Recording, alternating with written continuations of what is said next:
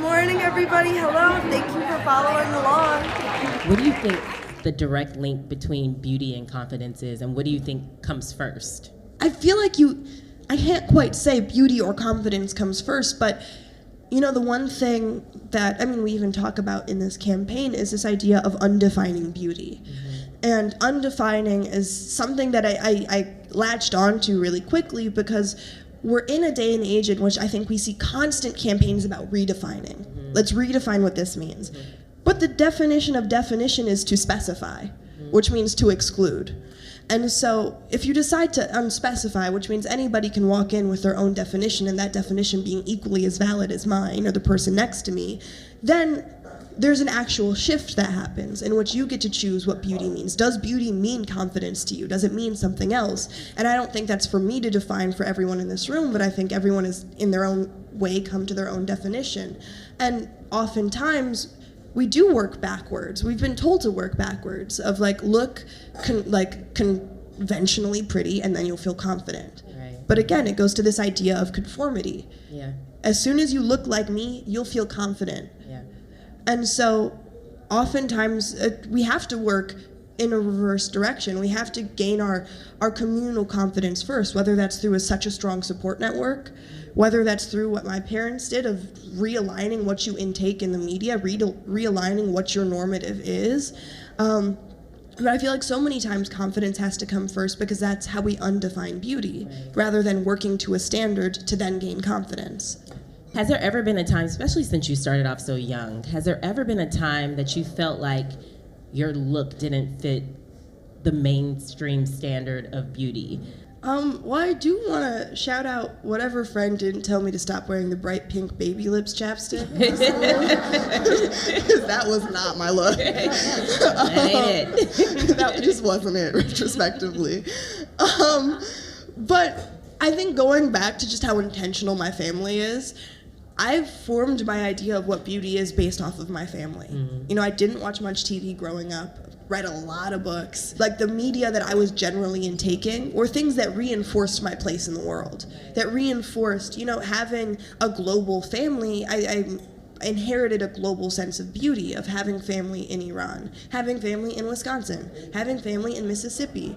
I think my idea of beauty stems from the range of brown you see in my immediate family to my extended family, to the features on my Junjun side of the family, to my Nana, to my Papa. And because of that, I always felt very secure in that. And so it wasn't really until I stepped out into the middle school world of now intaking media that I wasn't not that I wasn't as selective about, but realizing how much you are influenced by media or how much media you interface with on a regular basis, whether or not you're aware of it. It wasn't until that started happening where I didn't have the chance to really streamline what I was intaking, in which I realized this isn't the norm. Or when I realized I walked to school with straight hair for the first time in my 11 years of life, and people being like, oh, I like that so much better. And those little things of, I'm grateful for the foundation I had because it meant that I had the courage to be like, why?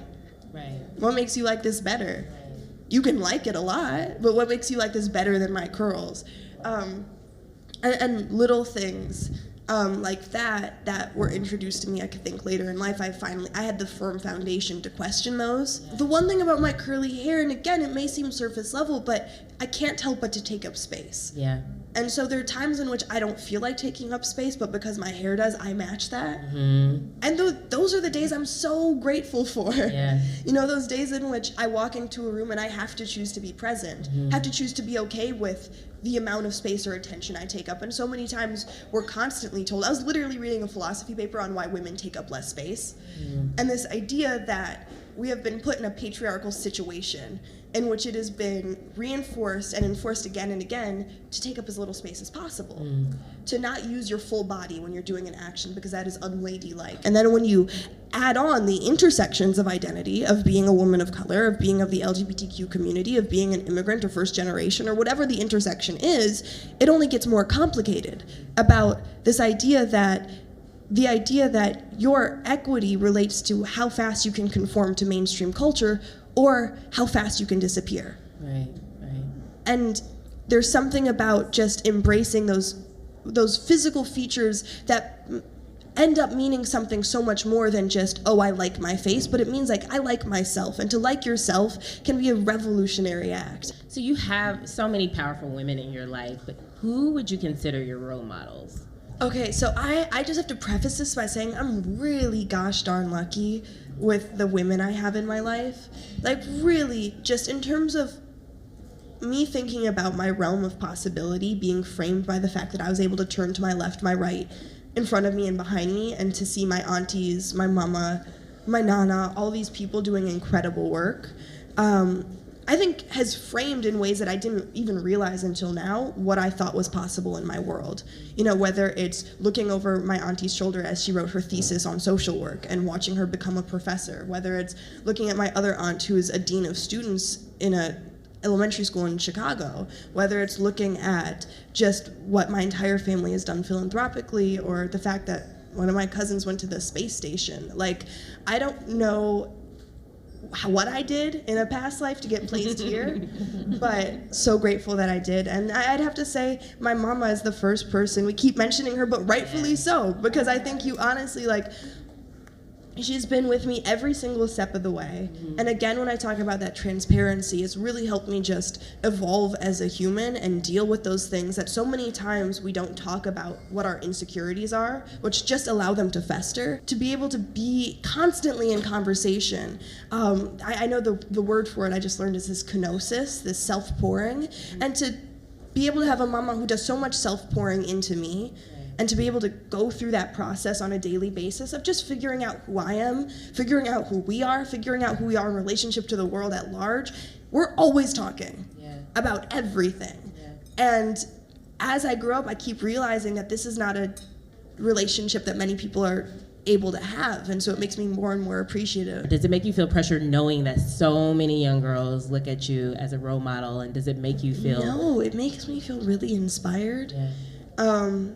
Because, again, going to how grateful I am for my placement in the world, the generation that I'm a part of is so aware, so motivated, doing so many incredible things, that I'm actually really happy to not be the face of a generation, but to be one of many people. Yeah. You know, I take extreme comfort in the fact that in no way can my work be the defining moment that defined this generation, but the fact that I have so many peers doing the groundwork, doing community work on a local, on a global level, so many peers using their platform in ways that I couldn't have even imagined, that has made space for me, made space for my brothers, made space for generations to come, retroactively made space for people. And so I don't think the pressure is there, because a lot of the people that support me genuinely support Yara, and I've made it a goal to be as authentic as possible. And so since you're supporting the authentic me, I don't feel much pressure to have to conform or do something or operate. But, you know, like, if you're supporting me for my philanthropic work, thank you so much, because the philanthropic work that I'm doing is all stuff that means the world to me. Or if you're supporting me for the show, thank you so much, because the show is something that's taken up 75% of the past couple years, and that means the world to me as well.